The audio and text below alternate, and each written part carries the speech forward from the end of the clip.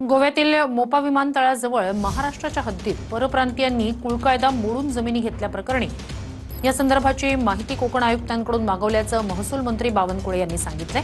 सोबतच कुळकायदा मोडून जमिनी घेतल्यास संबंधित जमीन जप्त करणार आणि कारवाई करणार असंही बावनकुळे म्हणाले। मोपा विमानतळाच्या आजूबाजूच्या जमिनी परप्रांतीयपेक्षा परराज्यातल्या लोकांनी मोठ्या प्रमाणावर बिल्डरनी इथे त्यांची जमीन नसताना खरेदी केल्या।